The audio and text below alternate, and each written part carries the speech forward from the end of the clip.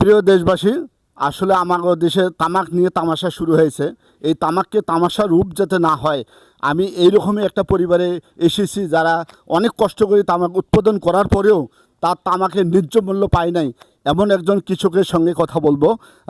আসসালামু আলাইকুম। ওয়ালাইকুম আসসালাম। কী নাম আপনার? মহিবুর রহমান। আপনি কতগুলো জমি আবাদ চাষাবাদ করেন? একজন।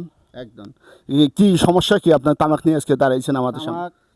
তামাক নিয়ে তামাশা শুরু করছে এই দেশের সরকার এবং ব্যবসায়ী, কৃষি মন্ত্রণালয়, সব সেক্টরে দায়ী আমি মনে করি।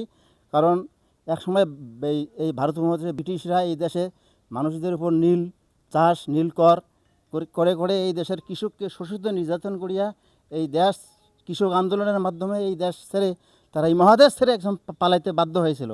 ঠিক এমনইভাবে আমাদের কৃষকদের পক্ষে দেশবাসী ঐক্যবদ্ধ হয়ে এই সাম্রাজ্যবাদী তামাক ব্যবসায়ী বিদেশি সিন্ডিকেটকে ভেঙে দিতে হবে এবং সরকার এজন্য প্রত্যক্ষভাবে দায়ী।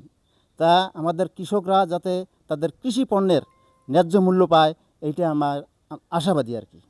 ধন্যবাদ। আমি আরেকজন কৃষক ফ্যামিলিকে জিজ্ঞেস করার জন্য আছি তামাক সম্পর্কে, তিনি কিছু বলতে চাচ্ছেন। জি বলুন।